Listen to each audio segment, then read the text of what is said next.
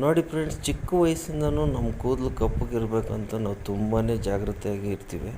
ಆದರೂ ನಮಗೆ ಬಿಳಿ ಕೂದಲು ಬರುತ್ತೆ. ನಾವು ತಗೊಳ್ಳೋ ಶಾಂಪೂಯಿಂದನೋ ಆಗ ನಾವು ಬಳಸೋ ಡೈಯಿಂದನೋ ಬರ್ಬೋದು.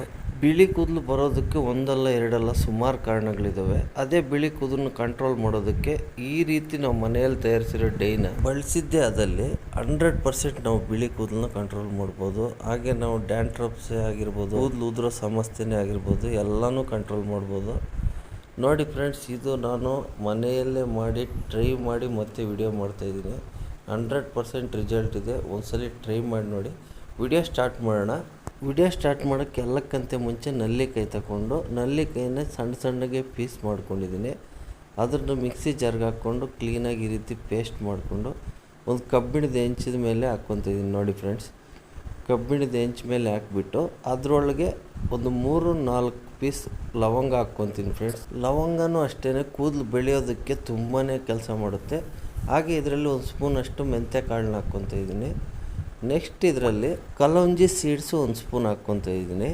ಹಾಗೆ ಇದರಲ್ಲಿ ಒಣಗಿದ ದಾಸವಾಳ ಹೂವಿನ ಪುಡಿ ಅದನ್ನು ಒಂದು ಸ್ಪೂನ್ ಹಾಕ್ಕೊತಾ ಇದ್ದೀನಿ. ನೋಡಿ ಫ್ರೆಂಡ್ಸ್, ಈ 4 ಇಂಗ್ರೀಡಿಯೆಂಟ್ಸ್ನ ಕ್ಲೀನಾಗಿ ಮಿಕ್ಸ್ ಮಾಡ್ಕೋಬೇಕು. ಗ್ಯಾಸ್ ಫ್ಲೇಮ್ ಸಿಮ್ಮಲ್ಲಿ ಇಟ್ಕೊಂಡೆ ಬಿಸಿ ಮಾಡಬೇಕು.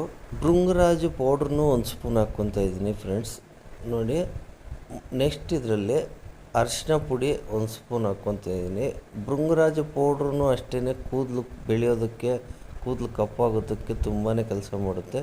ಅರಿಶಿನ ಪುಡಿ ಬಗ್ಗೆ ಹೇಳೋಂಗೆ ಇಲ್ಲ. ಅರಿಶಿನ ಪುಡಿ ಕೂದಲು ಕಪ್ಪಾಗೋದಕ್ಕೆ ಅಲ್ಲ, ನಮ್ಮ ಎಲ್ಲ ಆಯುರ್ವೇದಿಕ್ಕೂ ಕೆಲಸ ಮಾಡುತ್ತೆ. ಹಾಗೆ ಮೆಡಿಷನ್ಗಳು ಕೂಡ ಯೂಸ್ ಮಾಡ್ತಾರೆ, ಎಲ್ಲದಕ್ಕೂ ಯೂಸ್ ಮಾಡ್ತಾರೆ ಫ್ರೆಂಡ್ಸ್. ನಮ್ಮ ಅಜ್ಜಿ ತಾತ ಅವ್ರ ಕಾಲದಿಂದನೂ ಅರಿಶಿನ ಪುಡಿ ಅಂದರೆ ಎಲ್ರಿಗೂ ಗೊತ್ತಿರೋದೆ.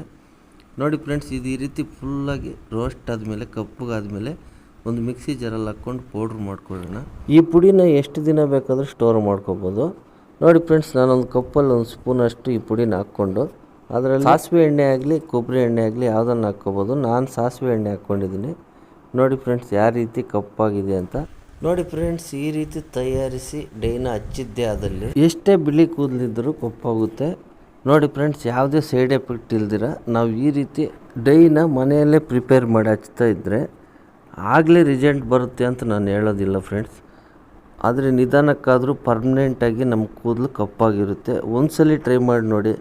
ವಿಡಿಯೋ ಇಷ್ಟ ಆದರೆ ಪ್ಲೀಸ್ ಲೈಕ್ ಮಾಡಿ, ಕಾಮೆಂಟ್ ಮಾಡಿ, ನಿಮ್ಮ ಫ್ಯಾಮಿಲಿ ಫ್ರೆಂಡ್ಸ್ಗೆ ಶೇರ್ ಮಾಡಿ. Thank you friends.